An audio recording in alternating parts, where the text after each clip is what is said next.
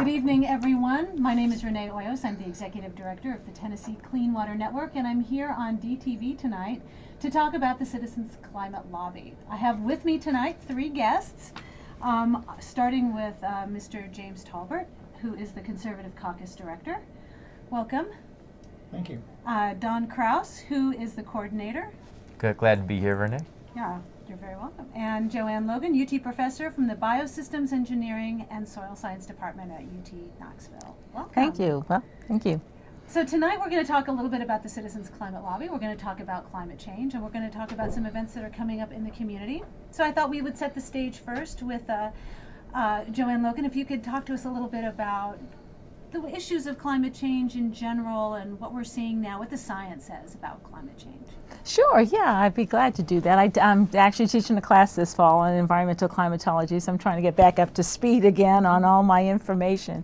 I think one of the big misconceptions that I always have to try to explain to my students is the difference between weather and climate, because those two terms get used interchangeably all the time, and folks will use information from weather to prove a point in climate when in fact they're pretty different. Weather is just the day-to-day, things that we see in the atmosphere, the rain, like it rained really hard today, and so it's the near-term kinds of things. And a lot of times, like somebody might show up at the Senate office with a snowball, that's supposed to be somehow, refuting the possibility of climate change. And obviously any specific weather event.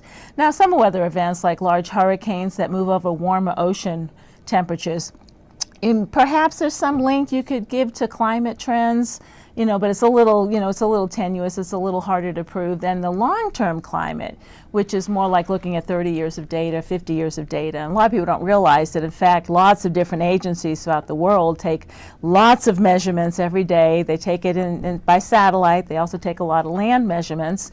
And despite lots of controversy in the past, there's very good agreement between those two sets of data, between data that's collected by satellites and data that's collected on land. And they're all showing the same thing, that we are increasing. It's not been terribly dreadful yet. It's just like a degree or two, but it's not been equal around the planet. And so we have an Arctic amplification for sure, where places like Alaska and Canada and some of those places are warming up a lot quicker than, maybe the mid-latitudes or the tropics. Mm-hmm. So, and most climate scientists are on board with this.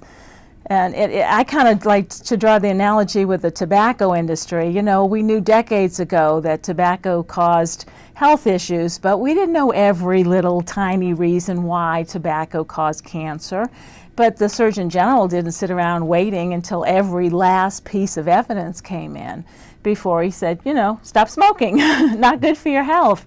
And so the same thing with climate. We don't know everything about the climate. It's hard to identify a steady state of the climate. We talked about this earlier, that water is so obvious. Everybody, you know what clean water is. Mm-hmm. But what is the steady state of the climate? It's a little harder to define. But just because we don't know it perfectly, and every now and then there'll be some new oscillation or new El Nino thing that we're figuring out, doesn't mean that we don't know enough about it already to know, in fact, that humans are changing the climate. Mm-hmm. So those are probably the most important points I want folks to come away with. How do your students respond to this in general? Most of them, I teach environmental science students, so I'd say 90% of them are very, very concerned about, the climate, and they want to do their part, and they hopefully down the road would like to get involved with lobbying and, ways to get society to move in that direction. They're hopeful. They're amazingly hopeful. Oh, good. I'm glad to hear that. Yeah, because I think they see the technology. I think they see the electric cars, and they see the batteries, and they see the changes going on. So I think they're sometimes more hopeful than I expect them to be, which is really good. There's always the percentage of them. In fact, one I'll never forget, that I gave a guest lecture one time in Dr. McKinney's class. I'm a big fan of his. He teaches a class in sustainability. And it was talking about climate change and things we can do and all the wonderful options we've got for renewable energy and this and that. And she came up to me afterwards and she says, "Oh, I just get so excited, that I'm so convinced and I'm going to do something about it." She says, "Until Monday, I go home and I spend the weekend with my family and they change my mind." Wow. Yeah, so that was kind of, she was definitely like, oh my gosh, I'm not sure how I deal with that kind of student. And then there's others that, you know, they go through the motions of the class, but you can tell they're never really on board. But the class fortunately goes over a lot of other things besides climate change, so I make sure there's lots of other things that they can get out of the class if in fact they're not quite on board with that part. But yeah, but they're kind of more optimistic than you'd think. Well, that's good. Yeah. And I think we have here an option for involvement with the Citizens Climate Lobby. And what we have here is very unique. We have the Conservative Caucus Director, and we have a progressive member of the Citizens Climate Lobby. So I'd like for you two to tell us about the work of the organization and how you guys interact and how you are outreaching to the community. Sure. Jim, why don't you start? Okay, yeah, so Citizens Climate Lobby, we are a volunteer organization with about 80,000 members spread out across the United States. We organize ourselves by legislative district, and we focus on a single issue, that's climate change. So we bring a group together that doesn't want to let other ancillary issues get in the way of our coordinated involvement. And we organize ourselves by legislative district so we can go speak to our members of Congress. We are very focused on engaging respectfully, but with depth with individual members of Congress by having their constituents speak directly to them. And what is your involvement? Sure. Well, I'm also a volunteer. I'm a field development coordinator, and I recently moved from Virginia down to Asheville. But my role is really just trying to help build groups here in Tennessee. We have a number of groups already in Tennessee, and in Nashville, and in Chattanooga, and in northeastern Tennessee. And we're tomorrow having a training here in Knoxville, where we have a small group here, and so we're helping to build this group here as well.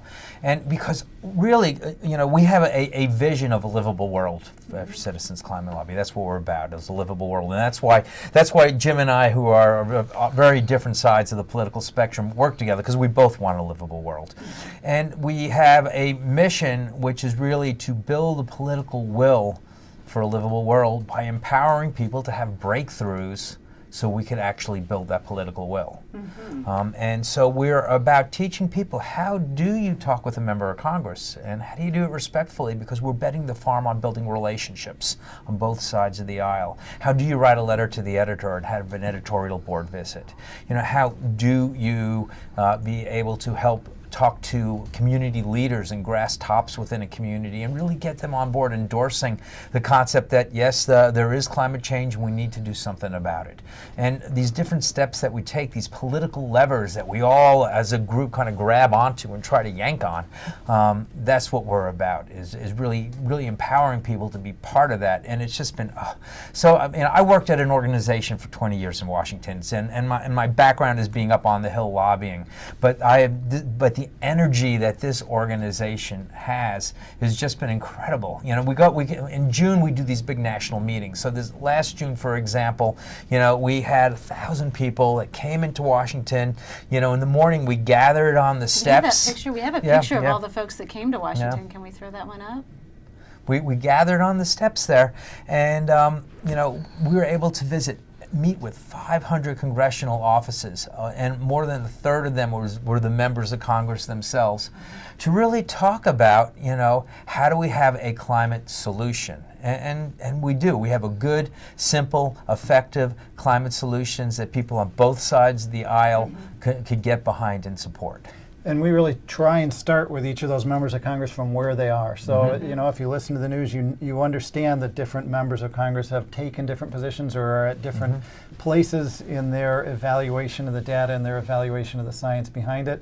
And we walk in and try and have respectful dialogues to bring them the next piece of information that they need to move a step forward, whether that's seeing more political will in their community and hearing from their Chamber of Commerce or other businesses, or seeing more printed material or having more constituents call them, or maybe it's some information on the science itself, or information on some of the solutions, or on other members of Congress they could talk with that are looking into the issue. We try and figure out where they're at, what dialogues they're having among their staff, and bring resources to them and act as a resource for them, as well as constituents that are specifically walking and say, we want you to be acting on this, and asking them direct questions. So do you have them formulate the solution, or do you come with a solution that's already fully formed? We have a solution. Oh, okay. And it's called carbon fee and dividend. Carbon fee and dividend. As Joanne was saying, the problem that we're having is there's too much greenhouse gases.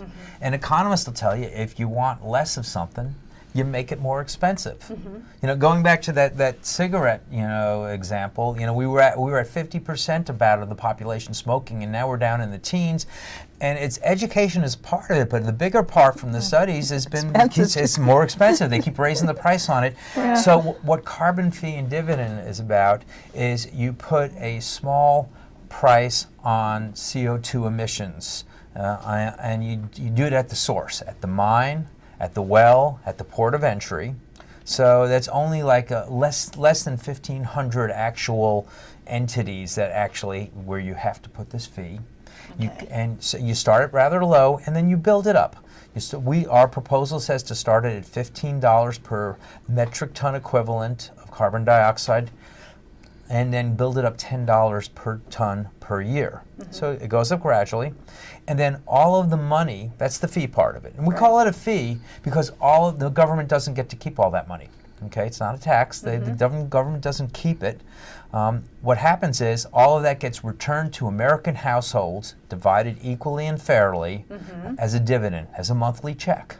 So you get a check once a month, because that way, as your energy costs rise, for the bottom 70% of our country, economically speaking, they come out ahead on what they get each month versus what their increased expenses are. So that's the dividend part of it. So does the fee increase over time? Yes. And is there a cap on it? When we have enough carbon dioxide not going into the atmosphere. So we keep bringing it on up until we have a full economic shift within our economy. And that's really what it's about. This is an economic solution. It's a market-based solution. It's a revenue-neutral solution, which is why Jim can get behind it. And it brings down greenhouse gas emissions much better than regulations and other ways that we've seen that tried to do it. So have you approached the fossil fuel industries with this idea? Yeah. So there's a number of fossil fuel companies are actually behind putting a price on carbon. You can go to Climate Leadership Council, and they actually have endorsements for a similar policy from some of the major fossil fuel companies that are out there. Fossil fuel companies understand have understood climate change for many years, and would like to see a program. Well, I'm speaking for them, but I think this is a fair statement. They would like to see a program that they understand and can make logical business plans in. If you look at the history of like a Shell Oil invested heavily in renewables and lost a fair amount of money on it and sold their whole portfolio because it wasn't something that they were in the market at the right time, and it wasn't something they knew how to make a profit in at the time they entered the market. If you lay out a structure for how we're going to shift away from fossil fuels, fossil fuel companies are very good at planning which energy sources they're going to be bringing to the public, and they can make those economic decisions on how they're going to invest the capital that they have and shift it away from hiring derricks to go drill for more oil, and shift some of it towards other parts of their portfolio. So I understand that fossil fuel industries want regulatory certainty. How does their plan differ from yours?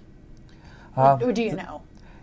Yes, they started at a higher number. We started at 15. So in terms of Climate Leadership Council, right? This is Climate Leadership Council specifically, of which ExxonMobil and Shell and some others, along with the Nature Conservancy and some environmental groups, are supportive. They started at a higher number than we do, $45 per metric ton versus 15.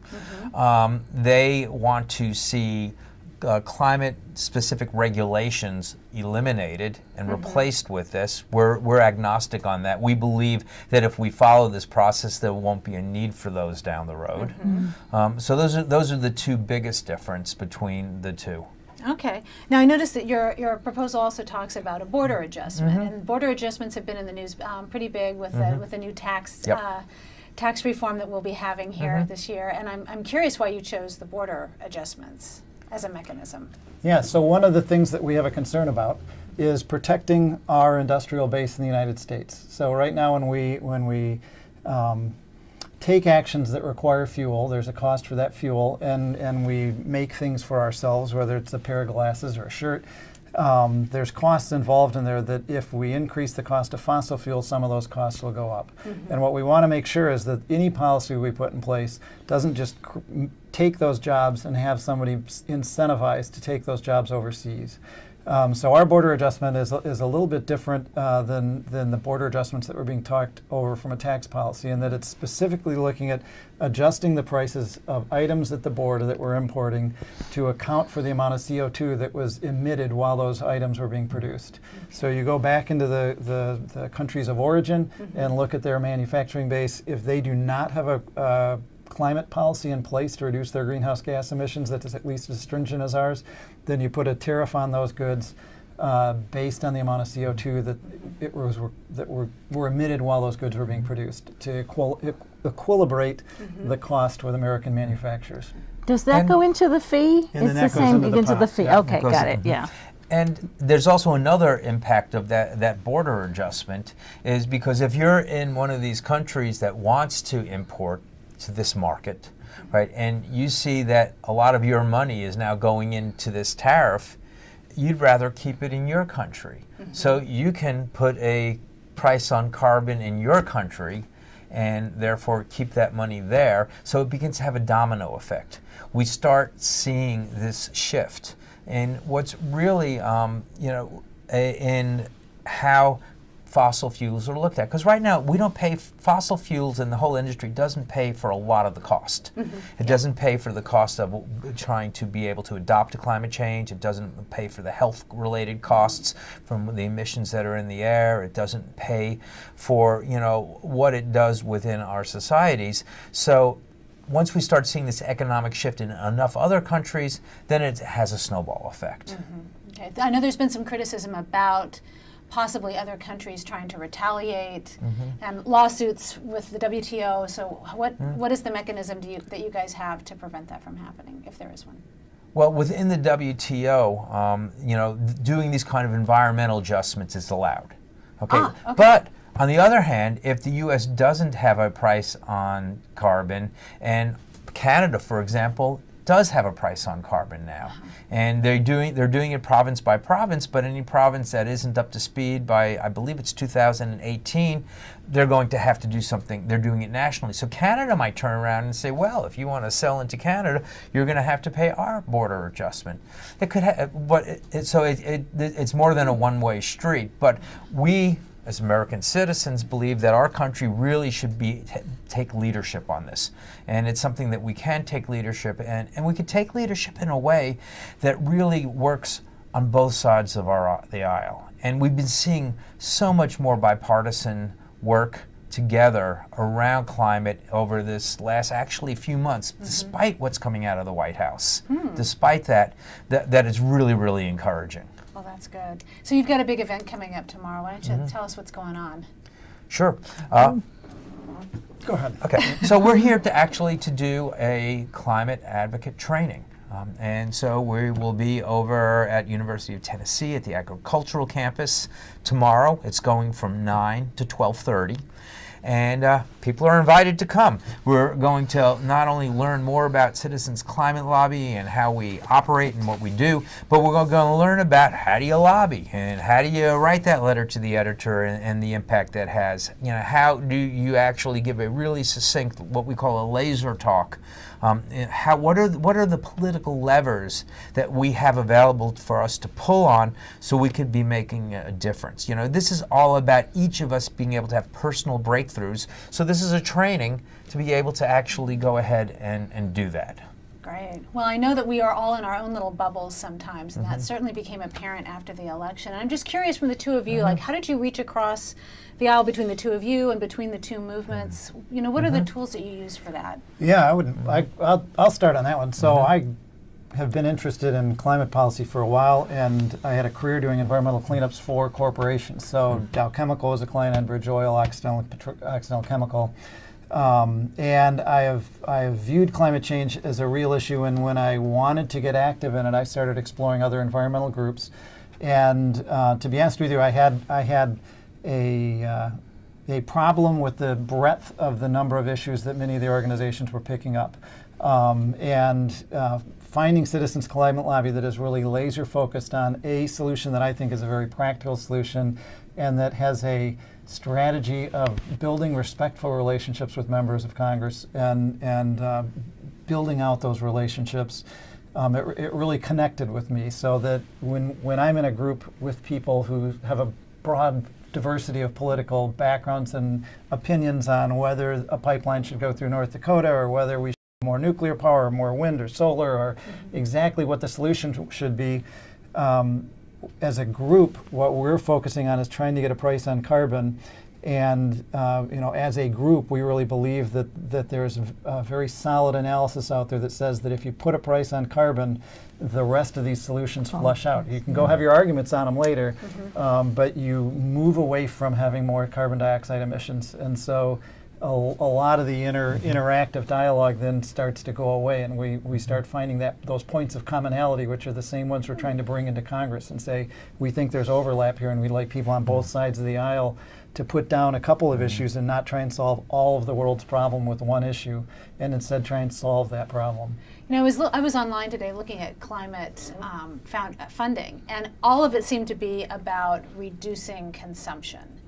You know, trying to get people to dial down their lifestyle. And what I find compelling about this is it's really about trying to use the market, because I think as people, and I think you can answer, you can speak to this. It's hard to ask the next generation to, to live poorer than we did. Yeah. To step back and I think for me that was what attracted me to become a member of the Citizens Climate Lobby, is the fact that just this one focus. I mean, it was such a breath of fresh air. I'm involved with so many different climate groups, Climate Reality Project from Vice President Gore, and Climate Voices, and the NOAA Climate Stewards Project, and they all have different focus, but they tend to be very broad, as you said, and sometimes very political.